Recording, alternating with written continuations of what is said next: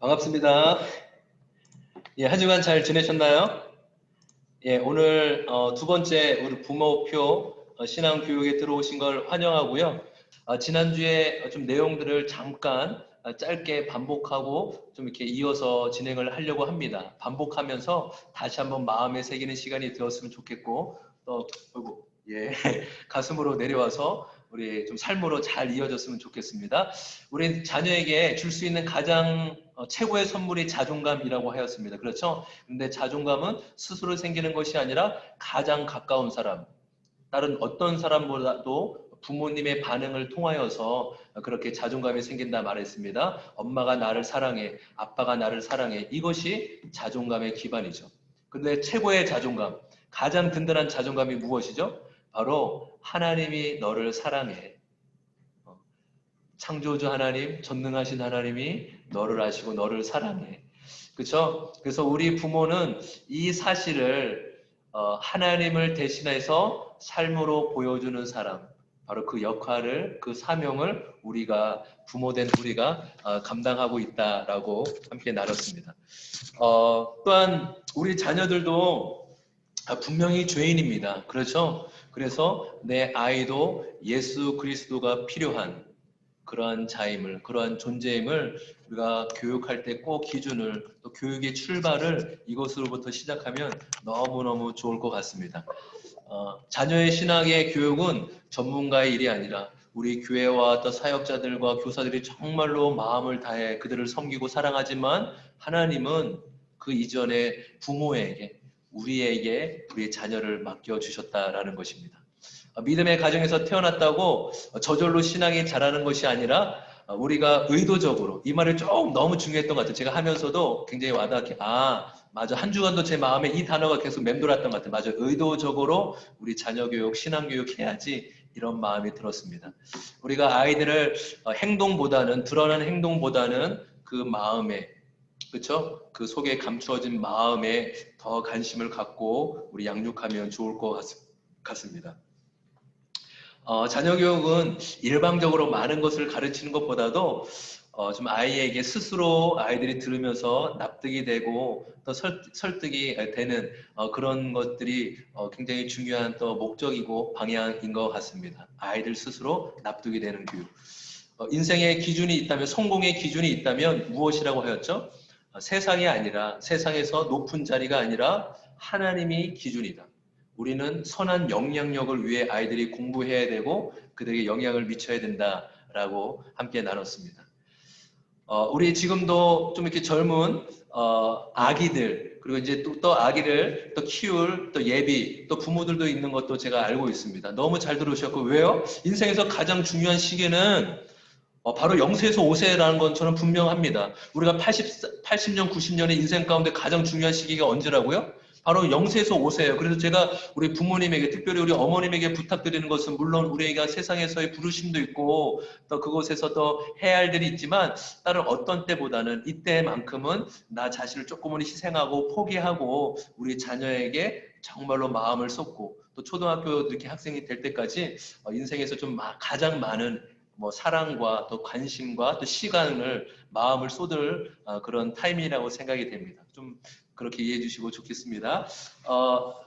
잠깐 우리 미디어 영향, 그렇죠? 내 발달에 영향을 미치기 때문에, 그래서 그에 대한 간단한 해결책에 있어서는 최대한 늦게 노출을 시키는 거, 그렇죠? 초등학교 고학년, 더 좋게는 중학생, 고등학생 시간 제한, 하루에 1시간, 2시간 약속하면서 제한 두는 거. 그리고 만약에 영상을 보더라도 부모와 같이 보면서 이야기하면서 보고, 또 아이들에게도 아까 말씀드린 미디어가 우리 아이들의 뇌에 어떻게 영향을 미치는지를 그 유튜브를 보면서 보면 아이들이 납득이 되고 또 이해하면 더더욱 좋을 것 같습니다. 그렇죠? 그리고 가장 중요한 거는 다른 어떤 지식과 어떤 그런 것보다도 우리가 먼저, 부모된 우리가 먼저 하나님 앞에 신실한 그리스도인으로 살아가는 것. 그렇죠? 우리의 말도 중요하고 가르침도 중요하지만 우리의 삶과 행동으로 보여주면 아이들은 저절로 그것을 보고 따라 살아가게 된다라는 것입니다. 그리고 마지막으로 지난주에 다뤘던 것이 무엇입니까?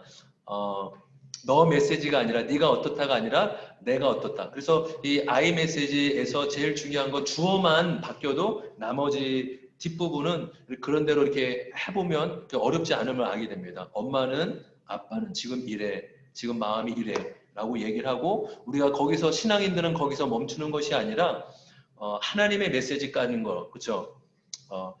아빠의 마음도 이런데 하나님은 어떠실까? 하나님 이 상황을 보면서 너에게 뭐라고 말씀하실까라고 삶 속에서 날마다 그것이 우리의 함께 하시고 임마누엘 되시는 하나님을 경험하게 하는 것이죠. 아이들에게 알려주는 것이고.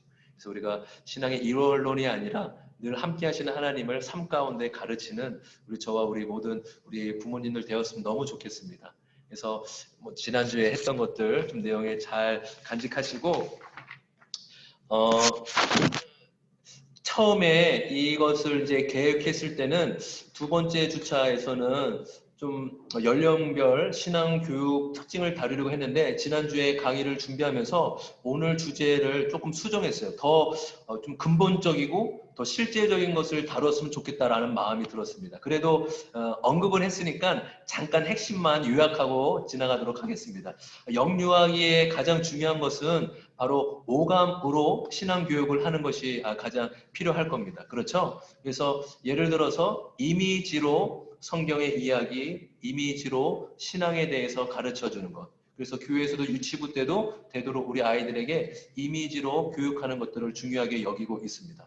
그래서 이미지가 중요하다 보니까 우리 부모님들이 어떻게 보여주느냐, 내가 어떻게 예배 드리느냐, 내가 어떻게 찬송하고 말씀 대하느냐, 아이들은 그것을 보고 이미지화 된다라는 것이죠.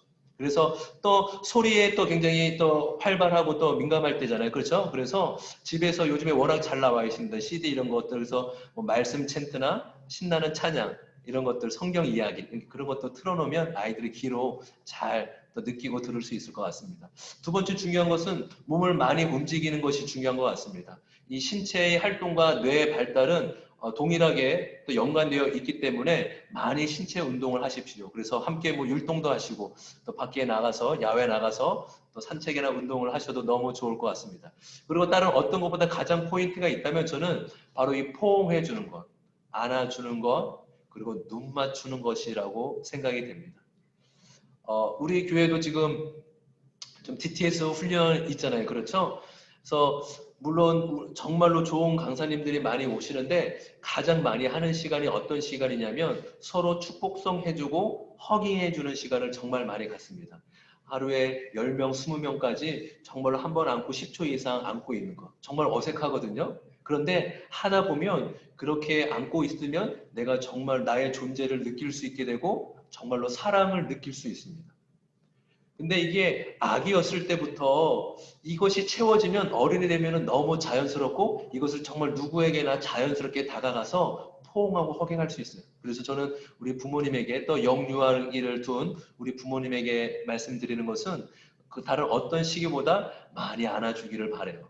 그리고 눈맞춤, 따뜻한 눈맞춤으로 그들에게 또 웃어주고 자신의 이미지를 부모님의 얼굴을 통해 보여줄 수 있는 그런 기쁨이 있었으면 좋겠습니다. 그래요. 이제 본격적으로 이제 오늘 또 이제 강의를 시작하면서 저는 어떤 주제를 했으면 좋겠냐라고 했을 때 관계, 특별히 관계의 기쁨에 대한 주제를 좀 다뤘으면 좋겠다라는 마음이 들었어요. 자녀에게 가르침보다 더 중요한 것이 있다면 바로 아이와의 친밀함입니다. 우리 부모님들이 어렸을 때 좋아하는 선생님이 있었으면 그 과목도 저절로 좋아하게 되고 또 열심히 하게 되잖아요. 그렇죠? 마찬가지로 부모님과 자녀와의 관계만 좋으면 뭐든지 할 수 있다라고 생각이 되어져요.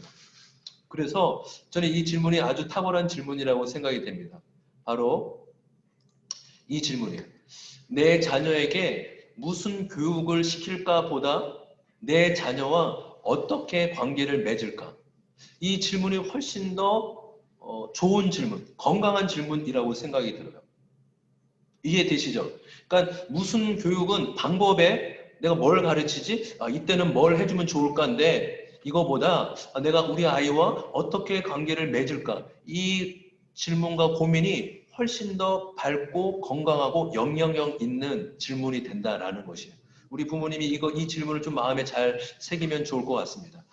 특별히 지금 우리가 살고 있는 시대도 그렇고 또 우리 자녀가 살아갈 시대도 그렇고 요즘에 정신적인 고통이나 어려움을 겪는 분들이 많이 계시지 않습니까? 어제도 잠깐 자살 충동 때문에 힘들어 하는 분을 만났어요. 또 우리 주변에 의외로 어떤 조울증, 우울증, 또 불안증, 또 뭐 공황장애 등으로 힘들어 하시는 분들이 의외로 많습니다.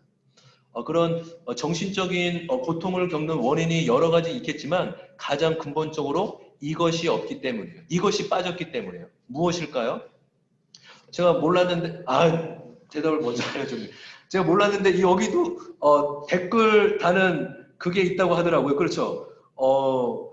몰랐어요. 그래서 댓글 여러분 질문 이렇게 강의 들으시면서 질문이거나 궁금한 거 있으면 얼마든지 달아주면 좋으실 것 같아요. 제가 뭐 바로 이곳에서는 시간상 못해드리지만 개인적으로 아는 만큼 또 경험한 만큼 말씀을 드릴 테니까 혹시 궁금한 거 있으면 댓글 달아주시면 제가 이것도 댓글 답 달아달라 이렇게 하려고 했는데 바로 기쁨이 없기 때문입니다. 여러분 이건 뭐 당연한 거 아니라고 하지만 당연하지만 아주 중요한 핵심을 지금 말씀드리고 있다는 것을 좀 아셨으면 좋겠어요. 하나님이 우리에게 주신 가장 중요한 핵심 감정이 있다면 바로 기쁨이에요. 이것이 모든 감정의 중심에 있어야만 합니다. 그러니까 기쁨이 있어야지만 다른 감정들을 다룰 수 있어요. 특별히 기쁨이 없으면 다른 부정적인 감정에 함몰이 되어서 기쁨으로 되돌아오기 힘듭니다. 여러분, 저는 오늘 부모 교육의 강의의 주제로 감정을 잡았어요. 감정. 왜냐하면 저도 이 감정이 얼마나 중요한지를 모르고 살다가 작년 1년에 또 하나님이 또 안식년 허락하여 주셔서 제주도 열방대학에서 훈련 받지 않았습니까? 근데 거기에서 뭐 물론 많은 은혜들이 있지만 감정의 중요함, 감정의 소중함에 대해서 많이 배웠어요. 그래서 좀 이따가 계속 다루면서 이제 감정에 대한 부분을 다룰 텐데 조금은 좀 생소할 수가 있겠지만 잘 받아들이시면 우리의 삶이 아주 아름답고 풍성해질 거라고 저는 생각이 들어요. 우리 아이들도 마찬가지로 이 기쁨이 있어야지만 다른 감정들을 다룰 수 있는 힘이 있습니다. 그래서 다른 부정적인 감정이 들어도 어떤 힘들고 부정적이고 또 뭐 미움이 생기고 또 화가 나고 그럴 때 그런 것들이 있더라도 결국은 기쁨으로 돌아와야 됩니다. 그래서 우리 필기도구 갖고 계시죠? 그래서 이렇게 기승전 기쁨이에요. 기쁨. 그러니까 뭐 화도 나고 짜증도 나고 막 우울하기도 했어요. 그런데 결국에 돌아와야 될 감정은 어떤 감정이라고요? 기쁨이라는 것이죠. 그래서 그 많은 사람들의 문제는 고통의 크기에 있는 것이 아니라 기쁨의 크기에 있어요. 아주 중요한 이야기입니다. 그러니까 어떤 사람은 고통이 작아도 너무 힘들어하고 너무 그것을 크게 봐요. 근데 어떤 사람은 고통이 너무 큰데도 불구하고 그것을 넉넉히 이기고 정말로 이겨낼 수 있는 힘이 거뜬하게 있는 거죠. 무슨 차이일까요? 이거는 고통이 크고 작음의 문제가 아니라 바로 기쁨의 크기에 달려 있다는 것이에요. 우리 부모님 이해되시죠? 이 부분? 너무 중요한 부분이라고 생각이 들어요. 그래서 내 안에, 물론 우리 자녀 이전에 우리 부모님들을 먼저 자신을 살펴봤으면 좋겠습니다. 내 안에 기쁨의 용량, 기쁨의 크기가 얼마나 있을까? 내가 요즘에 너무나 부정적인 감정이 많다면 내가 결국 돌아와야 될 것은 기쁨의 감정이라는 것을. 왜냐하면 하나님이 우리에게 주시길 원하는 것도 무엇이죠? 기쁨과 평안과 감사이기 때문이죠. 그렇죠? 그래서 모든 감정 중에 가장 핵심은 기쁨이고 기쁨이 중심에 있어야지만 다른 감정을 다룰 수 있다. 이것을 좀 잘 기억하시면 너무 좋겠습니다.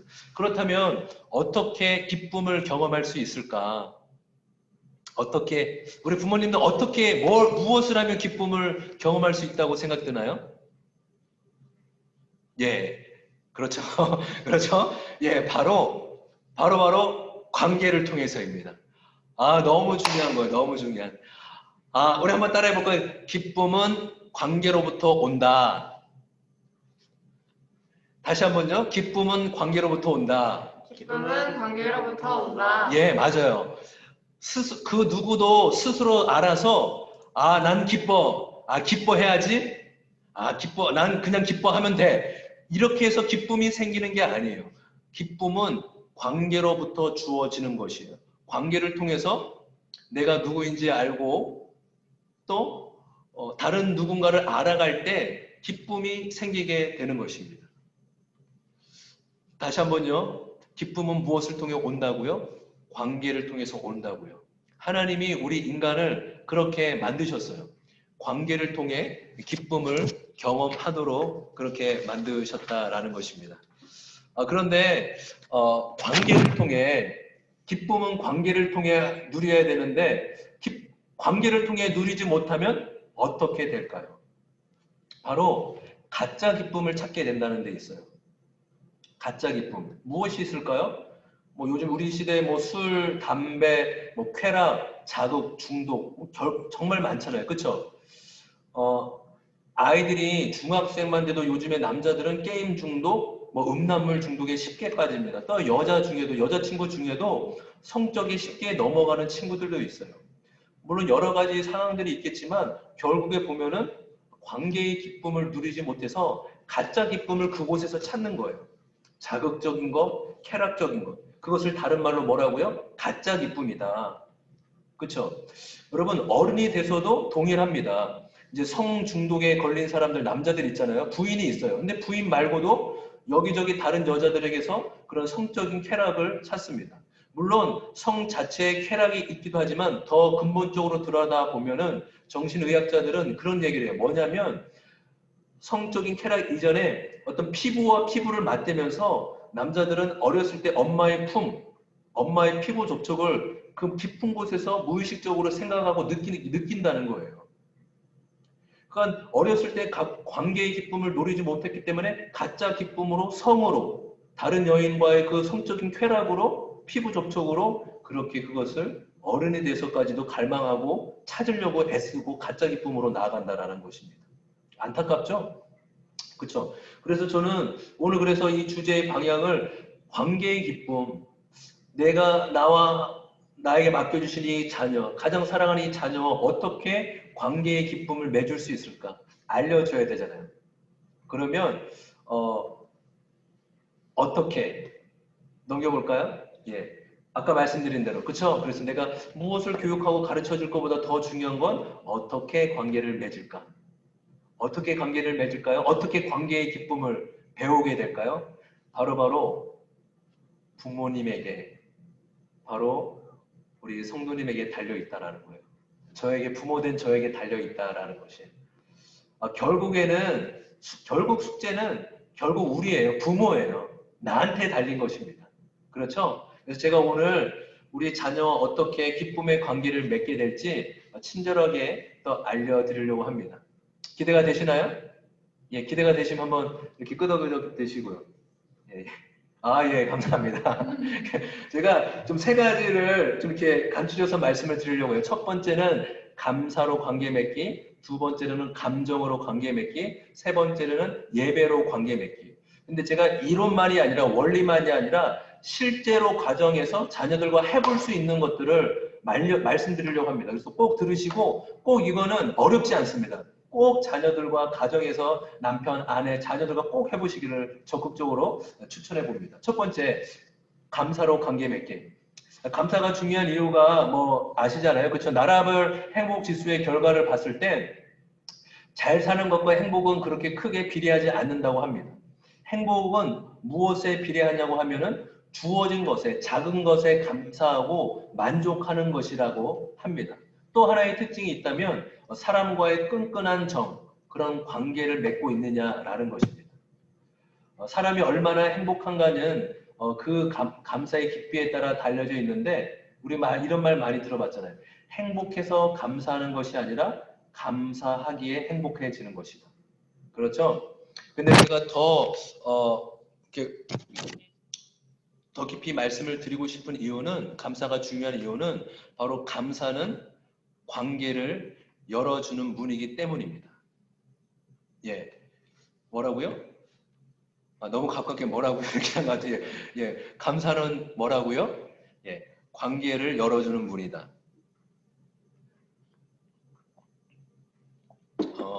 감사로 들어가는 데 있어서 가장 쉽고 빠른 길이 감사예요. 그러니까 예를 들어서 하나님은 우리와 언제나 함께 하시잖아요. 그렇죠?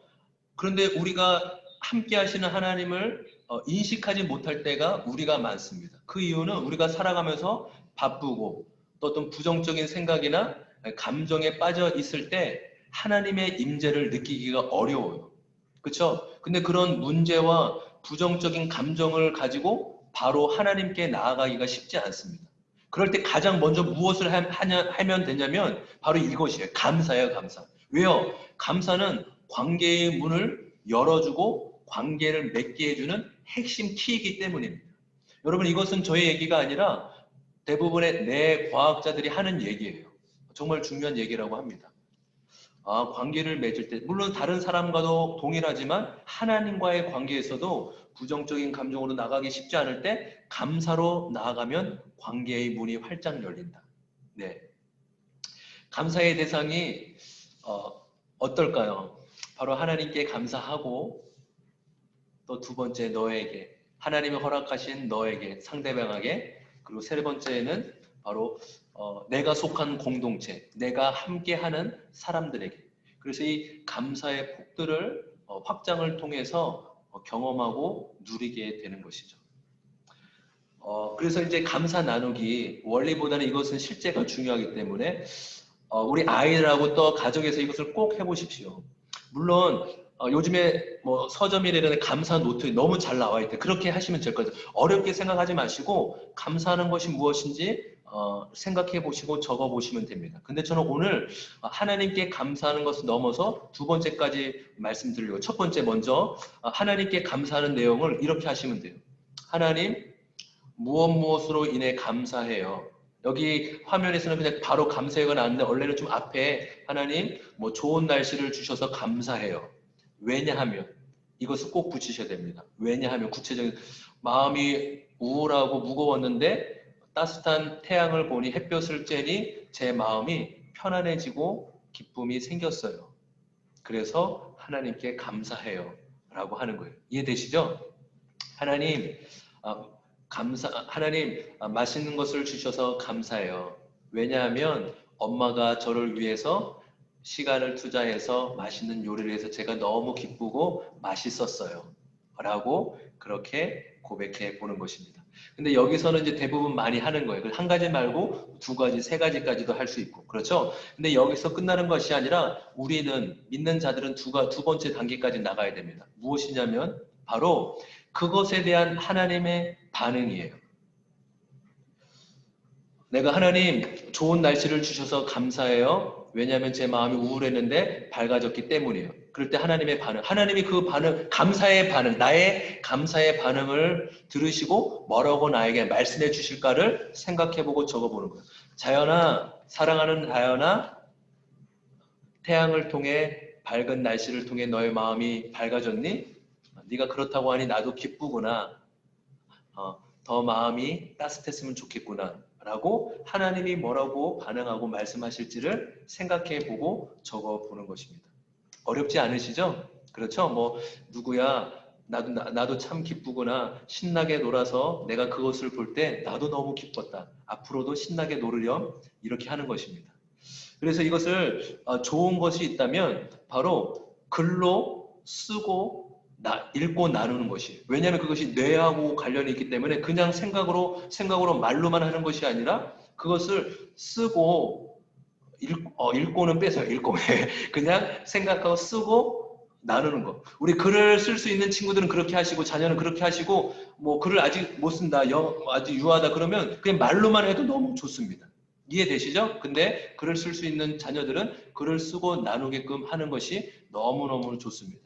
그러면 제가 우리 부모님에게 좀 이것을 좀 실제적으로 좀 보여드리려고 합니다. 어떻게 하면 좋을지. 어렵지 않지만 원래 이것을 좀 영상으로 찍어 놓은 게 있는데 저희 가정에서 근데 이게 강의를 하면서 영상과 호환되는 게 쉽지 않더라고요, 작업이. 그래서 그냥 실제로 여기서 이렇게 보여드리려고 해요. 우리 간사님들 초청했습니다. 박수로 맞이하도록 하겠습니다.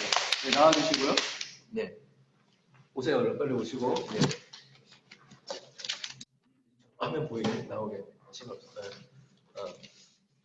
잘 보이시죠? 그래서 제가 아빠 역할하고 우리 두 자녀예요. 두 자녀, 딸, 아들, 딸. 그래서 이제 자연스럽게 이제 그대로 그냥 있는 그대로 해보겠습니다. 재현아, 주연아, 어색한, 예, 자연스럽죠? 예, 자연스럽습니다요. 아빠 오늘 내느라고 밥 먹고 이제 너무 기분이 좋아. 그래서 오랜만에 좀 하나님 앞에 감사한 것, 또 어떻게 지내고 또 감사한 게 무엇인지 같이 나누는 시간 가졌으면 좋겠어. 그렇지? 그래서 우리 먼저 재현이부터 하나님 앞에 무엇이 감사했는지 한번 좀 얘기해 줄래? 네. 네, 아빠.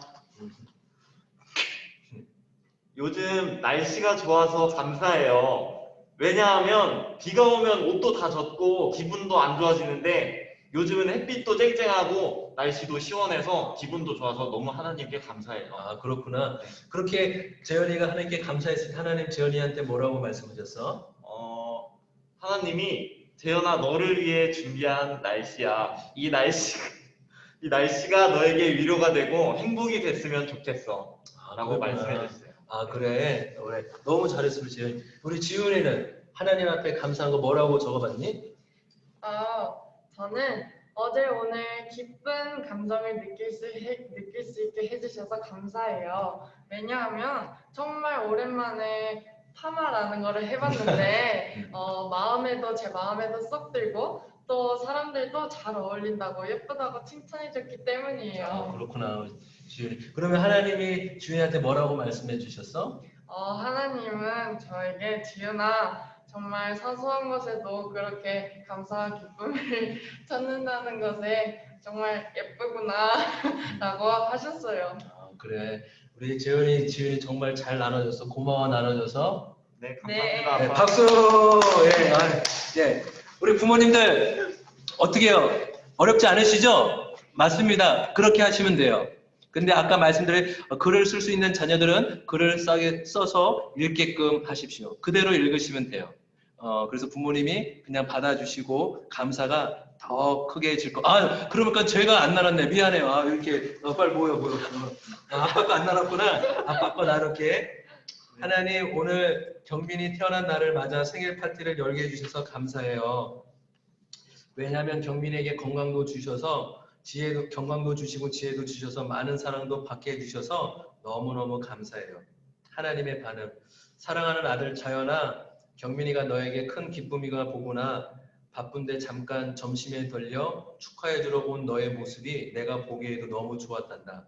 경민이가 너에게 소중한 것처럼 나에게도 네가 정말 소중한 존재란다. 사랑하는 아들 자연아, 사랑한다.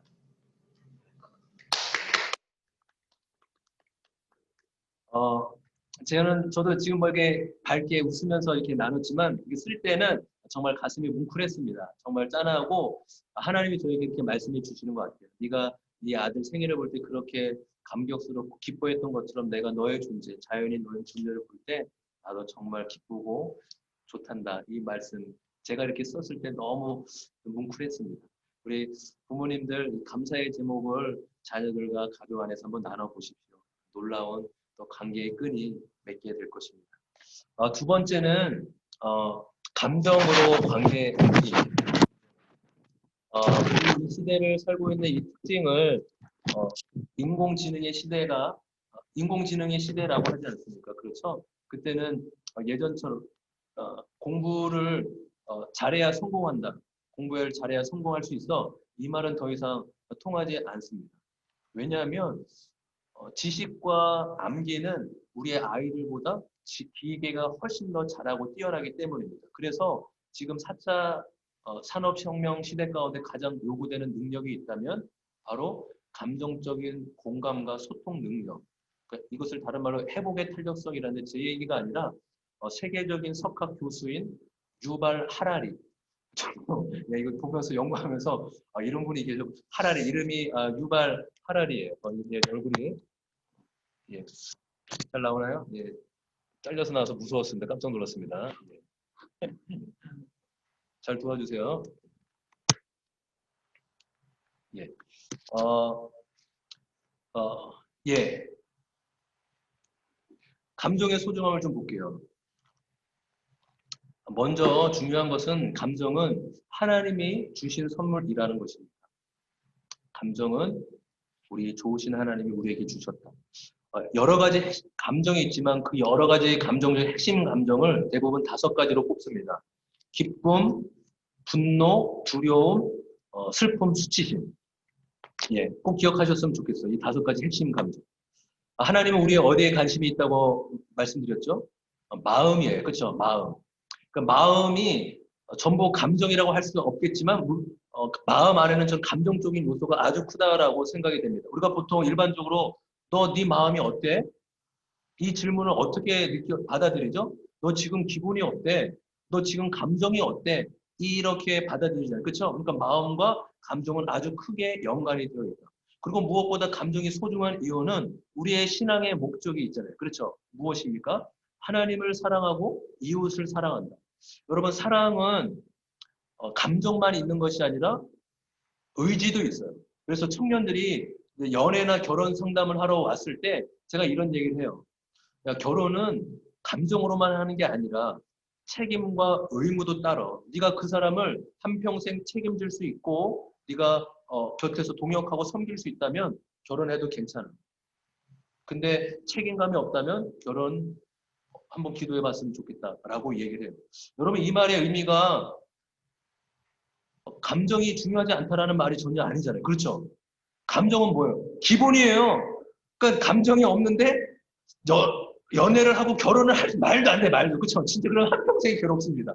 책임은 2번째예요. 의지는 2번째예요. 감정이 있어야지 좋아하지. 감정도 없는데 나는 의무로 연애해야지. 나는 의무로 결혼하지. 이거는 말도 안 되는 거죠. 그렇죠?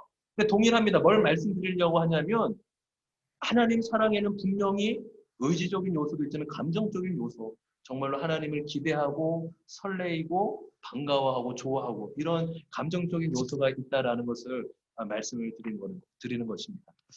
감정을 중요하게 다루는 이유. 여러분, 제가 이 자녀 교육하면서 아까 말씀드린 왜 감정을 다룰까 했는데 제가 작년 1년 동안 이거 정말 500만 원 제가 3개월 동안 배운 거 짧고 굵게 요약해서 말씀드리는 거예요. 저는 이거 500만 원 우리 부모님들은 공짜로 회비를 한 3천 원이라도 받을까 그런 생각도 했었어요. 뭐 제가 갖는 거 아니고 이렇게 자료 더 사고 할까.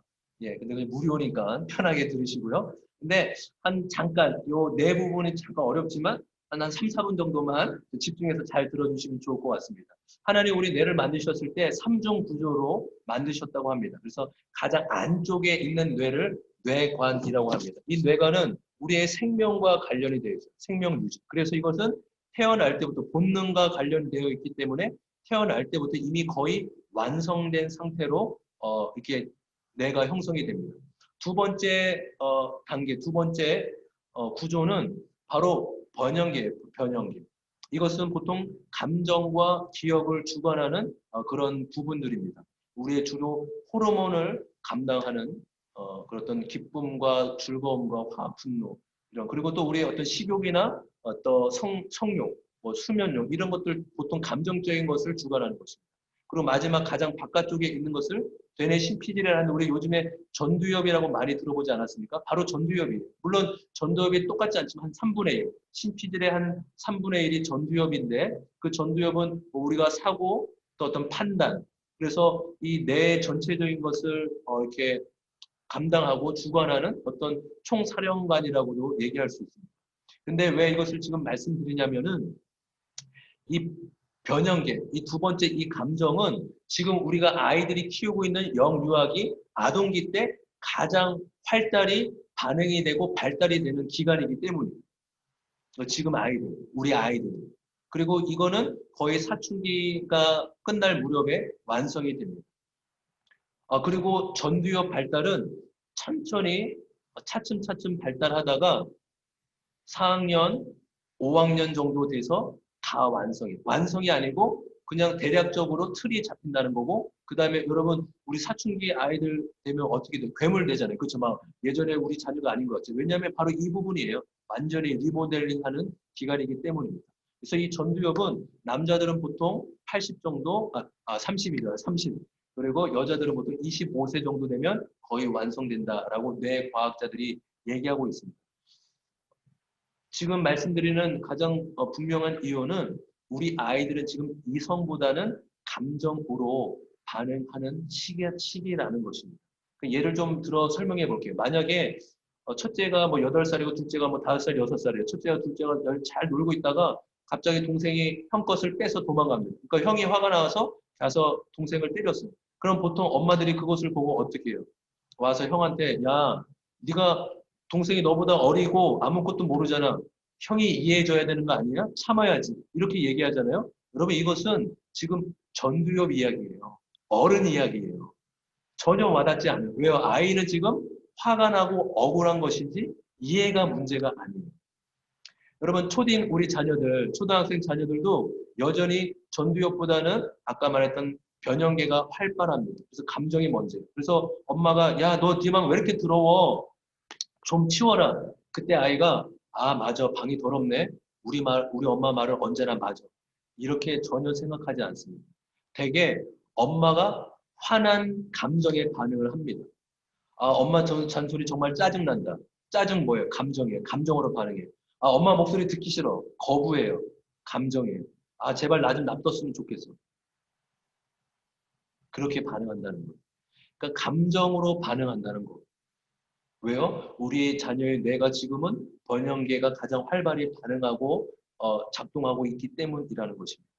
우리가 건물 올라갈 때 1층을 거쳐야지 2층 가잖아요. 그렇죠?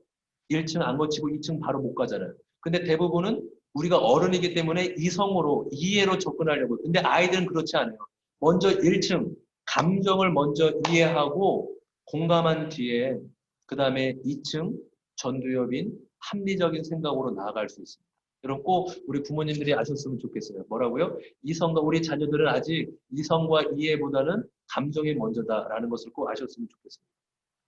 제가 좀 이따가 좀 좋은 책들 우리 부모님에게 소개해주는 시간 마지막 시간이 있는데 여러분 뭐 한 10년 전부터인가요? 많이 알잖아요. 존 가트미 박사님 TV도 많이 나오고 책도 많이 압니다. 그렇죠? 학교에서도 많이 하고 있고 유치원이나 부모님 중에도 너무 많고 감정 코칭. 저도 이거 너무 좋아하고 또 보기도 했는데 제가 오늘 다루고는 이거보다 조금 더 근본적이고 원리를 조금 더 우리 부모님들이 감정의 소중함을 먼저 알았으면 좋겠다. 여기는 실제적이에요. 꼭 이거 보셨으면 너무 좋겠어요. 참고하시고 또 해보시면 너무 좋겠습니다. 저는 이거보다 조금 더 근본적이고 본질적이고 좀 성경적인 것을 다루고 싶어서 그렇게 된다는 거. 그 이유는 감정을 다뤄야지만 진정한 변화가 생긴다라는 것이 있습니다. 제가 아주 좋아하는 말이 있어요. 뭐냐면 바로 이 말. 감정이 모든 것을 해결해 주지 않지만 감정이 일어나지 않으면 아무것도 일어나지 않아요. 여러분 이 말 진짜 소중한 말이에요. 네. 제가 40평생에 제가 오늘 남자분들 우리 부모님 아빠들이 좀 많이 들었으면 좋겠다 이런 마음이 들었어요. 왜냐하면 여자들보다 우리 감정을 많이 억압하고 눌러서 살잖아요. 근데 이것이 터치가 되고 건드려져야지만 진짜 변화가 일어나요. 저도 목사잖아요. 어떻게든 믿음으로 살려고 하고 좋은 사람이 되려고 합니다. 근데 때로는 너무 어려워요. 힘들어요.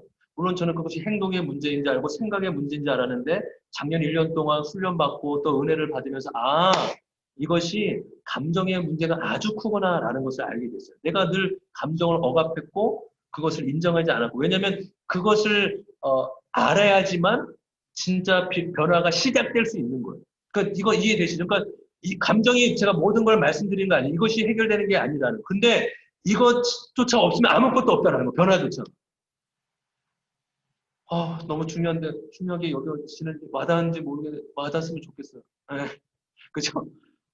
저는 이것이 우리 자녀만이 아니라 인간관계도 그렇고 부부관계도.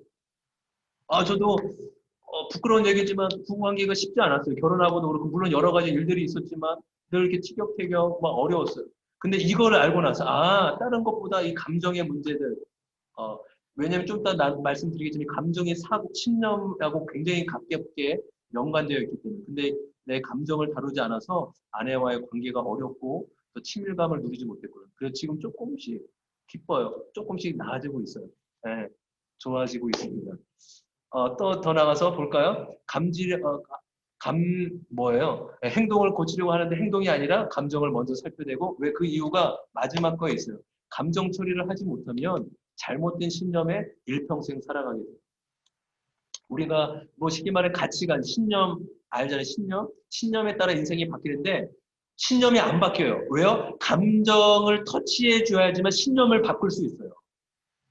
예, 오늘은 이것을 많이 나누고 싶은데 시간상 여기까지만, 이렇게만 이해를 하셨으면 좋겠어요. 신념이 바뀌어야 인생이 바뀌고 행동이 바뀌는데 그 신념을 바꾸기 전에 감정을 접근하고 감정을 터치해야지만 신념까지 연결이 된다. 이것을 꼭 기억해 줬으면 좋겠습니다. 예. 그래서 감정의 성경적인, 이거는 잠깐 읽고만 그렇게 지나가도록 하겠습니다. 첫 번째, 감정을 경험할 수 있는 능력을 하나님이 창조하셨다. 그렇죠? 하나님이 주셨다라는 것이에요. 두 번째, 감정은 도덕과 아무런 상관이 없습니다. 여러분, 감정은 선한 것도 아니고 악한 것도 아니에요. 감정은 좋은 것도 아니고 나쁜 것도 아니에요. 세 번째와 아주 깊이 연관이 있어요. 감정 후에 그 다음이 문제인 거예요. 이해되시죠? 그러니까 감정 자체가 드는 것은 죄가 아니에요.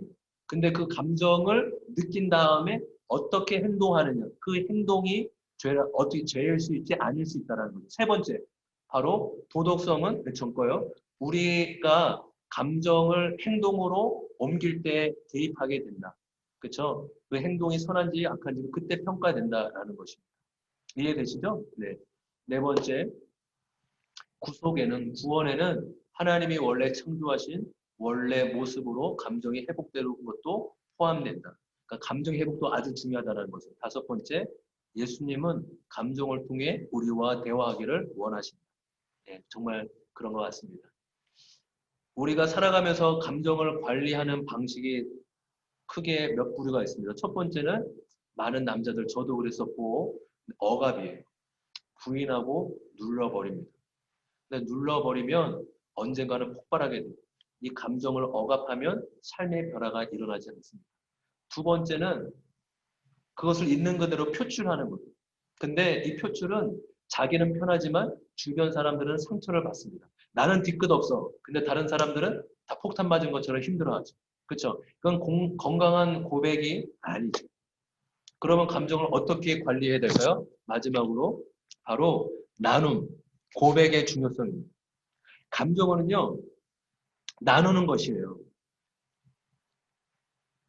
그러니까 하나님께 나누고 내가 신뢰할 만한 그런 가까운 사람과 나누어야 되는 거예요. 그렇죠? 왜요? 이 감정을 나눌 때 친밀해지기 때문이에요. 여러분, 제가 우리 먼저 부모님에게 이것을 드리는 이유는 부모님 자신이 먼저 감정을 인식해야지만 자녀의 감정을 소중하게 여길 수 있어요. 그러니까 자기의 감정을 억압하는 사람은 자녀의 감정도 억압합니다. 자신의 감정을 다뤄보지 못한 사람은 자녀의 감정도 다룰 수 없어요. 그래서 자녀 이전에 먼저 내 자신 안에 어떠한 감정이 있는지 제가 정말로 좋은 질문을 우리 부모님에게 드리고 싶습니다. 바로 이 질문이에요. 지금 내 감정, 내 마음은 어떻지? 내 감정은 어떻지를 스스로에게 물어보는 거예요. 내 마음을 스캔해 보는 거예요. 내 마음이 지금 왜 불안하지? 내 마음이 지금 왜 답답하지? 근데 여기서 끝나는 감정을 살피는 것에서 끝나는 것이 아니라 그럼 왜 그럴까요? 그럼 내가 지금 답답한데 무슨 일이 있었지? 내가 지금 심장이 두근두근대 그런데 왜 그렇지? 지금 내가 왜 화가 날까? 라고 그 감정을 원인과 함께 살펴보는 것이에요. 예. 이것을 더 깊이 나누는 아까 신령까지 다룰 수 있는데 시간상 또 뭐 우리 주제상 그것까지는 다루지 않고 그냥 이것만이라도 내 감정을 다룬 이 질문 내 감정이 지금 무엇이지? 내가 왜 그렇게 느끼지? 라고 스스로 물어보는 것이 너무 중요하다라는 것입니다. 네. 제가 우리 이 감정 나누기, 감정의 관계 맺기, 자녀와 또 부부와 가족 안에서 어떻게 감정으로 얘기를 나눌 수 있을지를 제가 잠깐 또 샘플을 보여주는 시간 갖도록 할게요. 제가 작년에 우리 아이들과 정말 많이 가졌는데 올해는 좀 많이 바빠서 솔직히 많이 못했어요. 그런데 이제 다시 뭐 이틀 전에 가족들을 불렀어요. 아빠 이번 주 강의하는데 내가 먼저 해야 되지 않겠니? 그래서 근데 감정 잠깐 나눴는데 오랜만에 나눴는데 아이들이 둘째는 울더라고. 왜냐하면 뭐 있었던 얘기를 해요. 며칠 전에 이제 5학년이니까 엄마가 너 이제 많이 컸으니까 혼자 자야지. 네 방 가서 혼자 자. 근데 그 말을 듣고 슬펐다는 거예요. 외로웠다라는 거예요. 그래서 이렇게 말하는데 울더라고요. 여러분 이 감정 나누면 자녀들의 감정도 읽어줄 수 있고 그 시간에 기쁨과 웃음의 시간 또 눈물도 나면서 감동의 시간도 돼요. 예. 그래서 제가 어떻게 또 실제적으로 우리 부모님이 가족 안에서 자녀들과 나눌 수 있는지 또 우리 간사님을 모셔서 두 자녀를 모셔서 해보도록 하겠습니다. 예, 나와주시고요. 카드 어디 있어요? 아, 예. 저는 이것을 보통 전에는 말로 했는데 제가 자료를 찾아보니까 요즘에 이 감정 카드라고 너무 잘 나와요. 제가 예전부터 이걸 알았으면 이걸 훨씬 좋았을 텐데, 훨씬 재밌게 했을 텐데. 감정 카드는 이 카드는 35가지 감정, 아까 5가지 핵심 감정에 이제 거기 안에 7가지, 8가지 이렇게 포함이 돼서 쭉 나눠지는 거예요. 근데 어떤 감정, 이건 아이들과 하기 좋고 또 어른들하거나 뭐 친구들까지 할 때는 60가지 감정도 있습니다. 감정 카드. 활용하면 훨씬 더 좋습니다. 그래서 실제로 하는 것처럼 가정에서 해보는 것처럼 할게요. 재현아, 지훈아, 우리 밥 맛있게 먹었어? 네. 그러면 우리 아빠가 요즘에 우리 재현이랑 우리 지훈이 어떻게 지내는지 궁금해. 그래서 오늘 우리 감정 카드 가지고 요즘에 마음이 어떤지, 기분이 어떤지 좀 나눠보도록 하죠. 아빠가 여기 있다가 카메라 이렇게 좀 이렇게 바닥에다 이렇게 좀 깔게요. 이렇게 보면서 이게 보면서 좀 봐봐. 마음이 어떤지. 요즘 오늘 내 마음이 이래요. 오늘 이런 일이 있어서 내 감정이 이래요. 한번 보면서 골라봐 하나. 골랐어? 예. 글을 모르는 친구는 그림만 봐도 여기 그림이 이렇게 나와 있거든요. 그림이 나와 있고, 예, 그림이 나와 있습니다. 그러니까 글을 모르는 친구도 그냥 글만 봐도 우리 자녀가 아기여도 그냥 예, 봐봐요. 울고 싶다. 정말 그쵸? 그림만 봐도 알겠죠? 이거 뭐예요? 즐겁다. 진짜 신나 보이잖아요. 글 몰라도. 그러니까 글을 모르는 친구들도 아이들도 그렇게 하면 되거든요. 그래요. 그래. 우리 그러면 하나씩 뽑은 것 같은데, 지훈이부터 한번 나눠볼까? 지훈이 오늘이나 요즘에 마음이 어땠어? 무슨 감정이 들었어? 일주일 동안 친구들과의 문제에 있어서 마음이 너무 힘들어서 그 친구들을 미워하고 원망했었는데 무슨 감정이었지?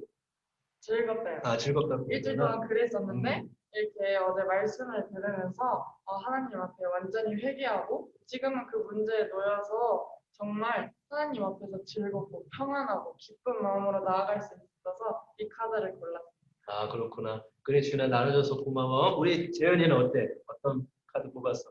저는 쓸쓸하다 뽑았는데 제 뒤에 외롭고 적적해요라고 적혀있어요. 요즘에 되게 가을이라 그런가 가을 타는 것 같기도 하고 조금 되게 외롭고 또 여자친구 만나기도 하고 요즘 되게 마음이 공허해서 쓸쓸한 것 같기도 해요. 가을 타서 어떻게 해야 될지 쓸쓸하구나. 잘 모르겠어요. 그래. 나눠서 고마워. 아빠는 아빠는 재밌다 뒤에 설명문은 즐겁고 유쾌하다라는 뜻이래. 아빠 이거 좀 이제 지난주는 되게 좀 어색하고 좀 힘들었는데 오늘 해보니까 즐거워, 재밌는 것 같아. 이렇게 혼자 하는 것 같기도 하지만 재밌고 즐거워. 그래서 아빠 마음은 지금 즐겁고 재미있는 감정이 들어. 나눠줘서 고마워. 그래요. 우리 부모님들 어렵지 않죠? 그렇죠? 제가 이걸 할 때 좀 팁을 좀 알려드리도록 하겠습니다. 중요한 것이 있다면 먼저 첫 번째는 상황을 좀 자연스럽게 좀 만들어 주기를 바란다는 거예요. 그렇죠? 그러니까 억지로 뭐 오늘은 뭐 약간 인위적인 느낌도 있긴 했지만 그러니까 이제 보통 이제 부모님 자연스럽게 뭐 밥 먹고 그런 분위기를 자연스럽게 만들어서 이끌어 나가시면 너무 좋을 것 같고 두 번째 중요한 것은 판단은 하지 않는다라는 것입니다. 그냥 있는 그대로 받아주시면 돼요. 얘기를 들으면서 고개만 끄덕으려 해주시면 됩니다. 무엇을 말해도 괜찮다라는 것을 아이가 느끼게끔 이런 감정을 느껴도 되는 거구나 라고 우리 아이가 어렸을 때부터 느끼고 경험하게끔 하는 게 너무 중요해요. 그리고 세 번째 아주 중요한 건데 바로 피드백은 하지 않는 것입니다. 그저 들어주는 거예요. 다 들어주고 그렇구나 나눠줘서 고마워 얘기해서 고마워 라고만 하시면 돼요. 중간에 우리 보통 부모님이 들으면 얘가 화났네? 야 그거 엄마가 그때 그래서 한 거 아니야. 이렇게 설명하고 있어요. 하시면 안 돼요. 예, 하시면 안 돼요. 안 하시면 됩니다. 이해되시죠? 왜요? 그냥 감정 그대로를 받아주시는 거예요. 그리고 나중에 생각날 때 그때 오해를 풀어주시면 되지. 그때 바로 뭐 듣고 엄마가 그때 그렇게 한 거 아니었어. 너의 오해야. 이런 말 안 하시는 것입니다. 피드백은 없는 것. 이해되시죠? 이 세 가지 팁을 가지고 우리 부모님들이 좀 마음에 잘 새겨서 어렵지 않죠? 재미있게 할 수 있죠? 그래서 카드 같은 거 사용하셔가지고 우리 자녀들하고 즐겁게 좀 해보시면 너무너무 좋을 것 같습니다. 마지막으로 이제 가정 예배 이 부분 내용이 좀 많은데 짧게 할게요. 시간상 짧고 핵심적인 것만 하도록 하겠습니다. 우리 예배는 생명이잖아요. 그렇죠? 가정에서 드리는 예배의 소중함, 뭐 말로 설명할 수만큼 너무나 소중한데 예배는 생명입니다. 근데 가정 예배가 참 힘들잖아요. 우리 부모님들 마음도 있고 의지도 있는데 힘들잖아요. 왜 모이기가 쉽지 않을까라고 했을 때 시대가 바쁘기도 합니다. 그렇죠? 그래서 부모님 하시는 일, 우리 바쁜 일을 통해서 요즘에 아이들도 뭐 학교 가고 학원 가기 때문에 바쁩니다. 또 집에 오더라도 각자가 쉬고 싶어요. 그렇죠? 누워서 각자 취미인 TV 보거나 인터넷, 유튜브 보면서. 근데 제가 생각해 봤을 때 모이기 힘들다는 것은 어쩌면 핑계가 아닐까 합니다. 결국 가만히 살펴보니까 원인은 나를 포기하지 못하는 데 있더라고요. 귀차니즘. 그러니까 쉬고 싶고 편하고 싶은 거예요. 근데 여러분 중요한 게 뭔지 아세요? 우리 자녀들은 하자고 하면 합니다. 그러니까 누구한테 달린 거예요? 우리 부모한테, 나한테 달린 것이죠. 그렇죠? 그러니까 아이들은 하자고 하면 해요. 내가 조금 희생하고 내가 하고 싶은 거 조금 포기해서 예배의 소중함을 가르쳐주고 함께하는 것이 더 중요할 수 있겠죠. 그렇죠? 우리 자녀들이 곧 방에 들어가서 문 잠그고 안 나올 때가 곧 옵니다. 저도 저희 첫째가 중학교 1학년인데 방에 들어가서 안 나올 줄 몰랐어요. 정말 문 잠그고 자기 방에 혼자 이렇게 있습니다. 그래서 그때가 오지 않을 때, 오기 전에 많이 모이시고 예배 드리시고 어렸을 때부터 아이들이 아기였을 때부터 지금부터 하자고 하면 너무 기쁨으로 합니다. 우리 자녀들. 교육은 의도적으로 해야 된다는 걸 꼭 마음에 새겼으면 좋겠고요. 두 번째로 가정 예배 어떻게 보다는 왜라는 질문으로 시작했으면 좋겠어요. 어떻게 드릴까? 그거보다 우리 왜 드려야 되지? 바로 이 질문. 첫 번째는 무엇이죠? 하나님이 우리 가정과 함께 하신다는 고백의 시간이죠. 그렇죠? 하나님이 교회에서도 계시고 세상에도 계신 무엇보다 우리 가정, 우리 한 사람 한 사람의 식구를 사랑하시고 함께 하신다라는 것을 믿음으로 보여주는 시간이죠. 두 번째는 무엇입니까? 하나님이 우리의 삶의 최우선이야. 그렇죠? 네가 학원 가고 학교 가고 바쁘더라도 하나님 예배하는 것은 가장 영순위, 우리의 인생의 목적이란다. 이것을 우리 가정 안에서 보여주고 가르쳐 주는 것입니다. 그렇다면 좀 어떻게 좀 이 시간을 좀 준비하고 진행했으면 좋겠을까요? 저는 우리 부모님께 말씀드리고 싶은 것은 어떤 딱딱한 규율보다는 다양함으로 이 시간을 좀 마련했으면 좋겠어요. 오늘 감사 나눔, 감정 나눔 왜 할까요? 바로 예배 때 이런 거 꼭 하세요. 네. 우리 아이들이 예배가 지겨움이 아니라 기대하고 관계를 맺고 하나 되고 하나님의 임재를 경험한 즐거운 분위기로 이렇게 만들어 가시는 거예요. 그 요일별로 하셔도 돼요. 어떤 날은 샤우팅 하는 날, 어떤 날은 성경 읽기 날, 어떤 날은 뭐 감정 나누는 날. 이렇게 요일별로 정해서도 하셔도 다양하게 만들어 가셔도 됩니다. 두 번째 중요한 것이 있다면 규칙적인 시간을 여러분 가지셔야 돼요. 왜냐하면 시간 되면 해야지 이렇게 하면 정말 어렵더라고요. 네. 그렇죠? 그래서 우리 가정은 식사 후에 바로 모일 거야? 아니면 저녁 9시에 가정 예배 드리는 시간이야? 아니면 잠자기 전 10분 전에 모이는 시간이야? 라고 규칙적인 시간을 보라고 여러분 모일 때 뭐 30분, 40분, 1시간 이렇게 안 하셔도 돼요. 한 10분, 15분 정도가 딱 좋더라고요. 정해진 시간, 그렇지만 정해진 시간, 약속한 시간에 10분, 15분. 그래서 여러분 마음으로 내가 일주일에 몇 번 예배 드려야 되겠다. 뭐 아니면 수요일 날, 주일 날, 아니 뭐 며칠 드리겠다.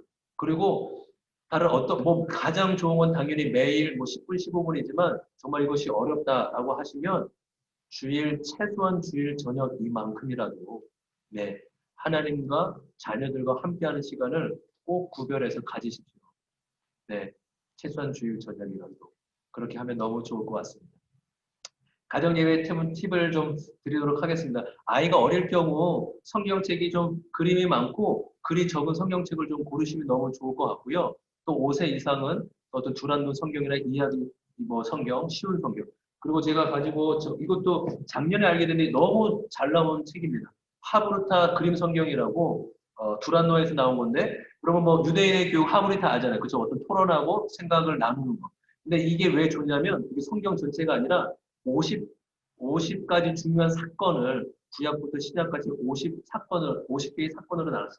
근데 뒤에를 보시면 질문, 아이들과 함께 나눌 수 있는 정말 재미있는 흥미진진한 질문들이 담겨져 있습니다.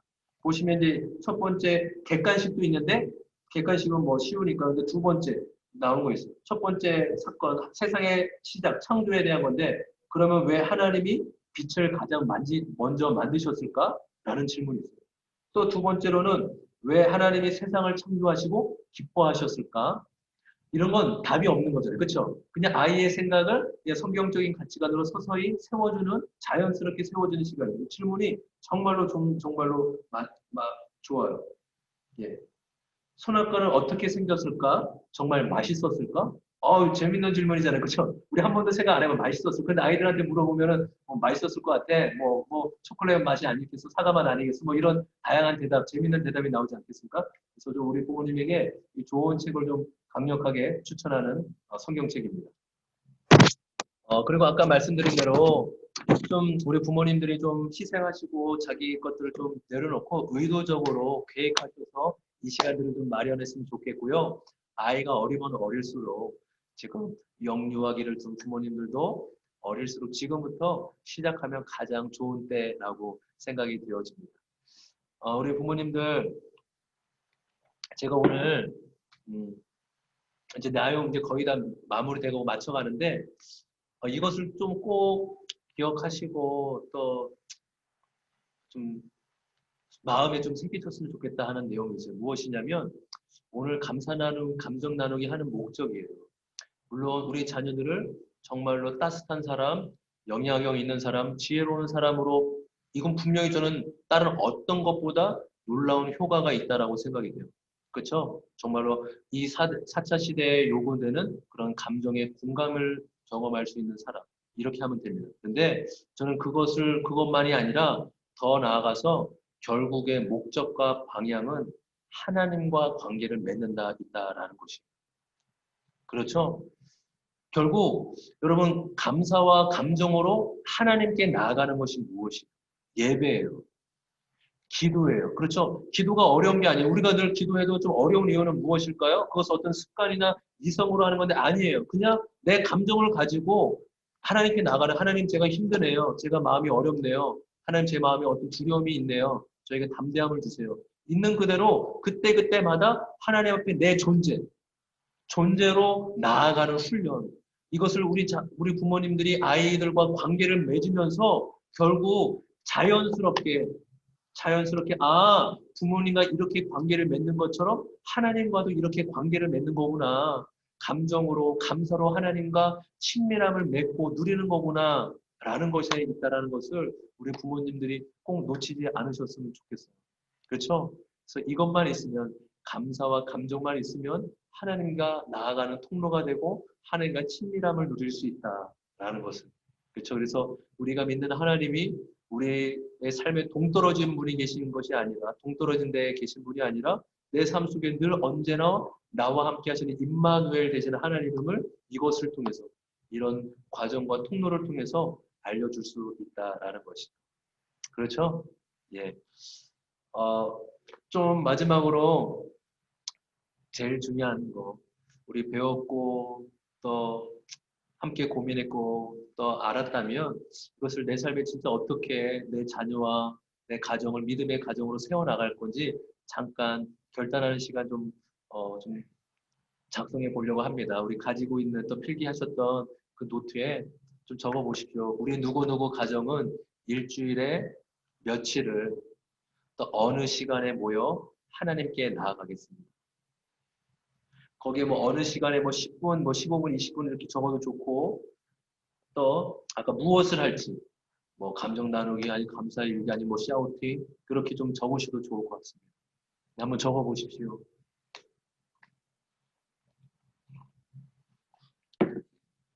한번 적어 보시길 바랍니다.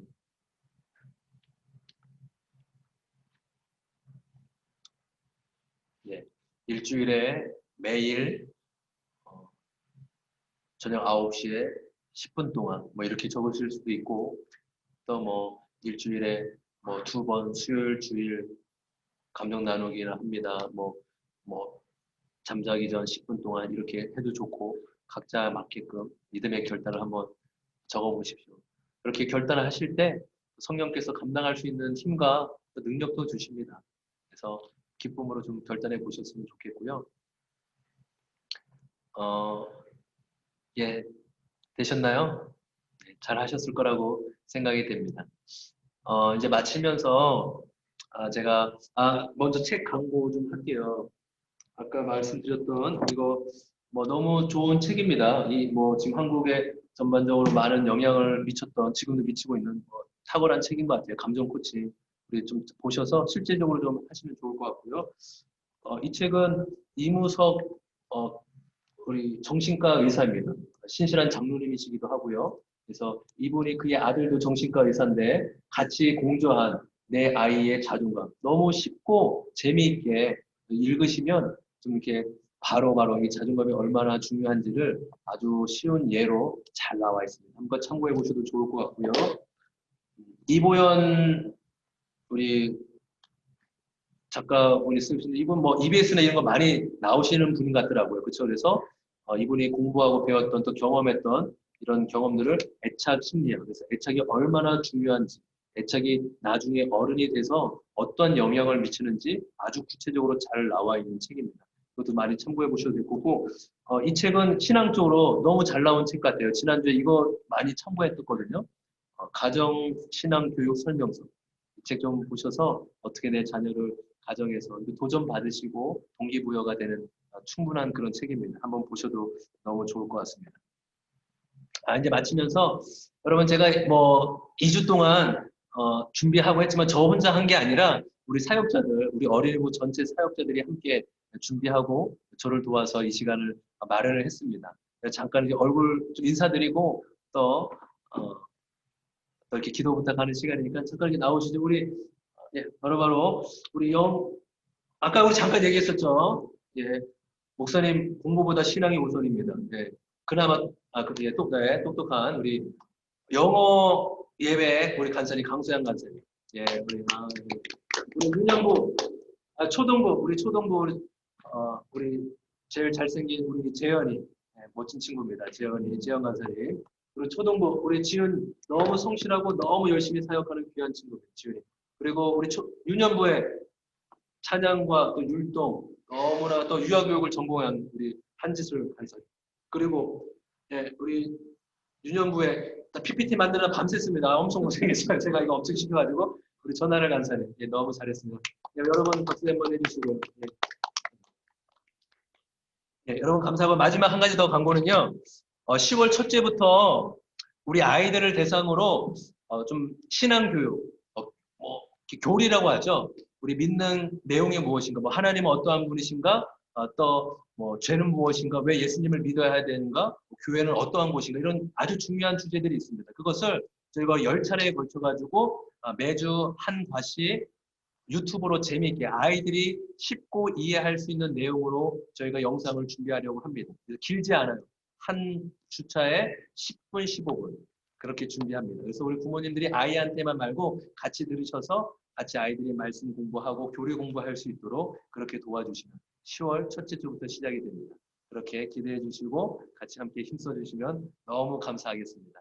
우리 부모님들 2주 동안 또 함께 해주시나 너무 감사하고 또 댓글로 또 이렇게 궁금한 거 있으시면 또 같이 나누고 함께 또 이렇게 헤쳐나가는 그런 즐거운 시간 가졌으면 좋겠습니다. 오늘 너무 기쁘고 감사하고요. 또 이제는 교회에서 곧 얼굴과 얼굴로 맞대서 볼 수 있도록 그렇게 하면 너무 좋을 것 같습니다. 하나님 우리 부모님들과 함께 하실 것입니다. 축복합니다. 제가 잠깐 기도하고 그렇게 마치도록 할게요. 기도하겠습니다. 좋으신 하나님, 오늘 두 번째 시간 맞이해서 우리 좋은 또 우리 부모님들 같이 시간 나누게 하심에 감사드립니다.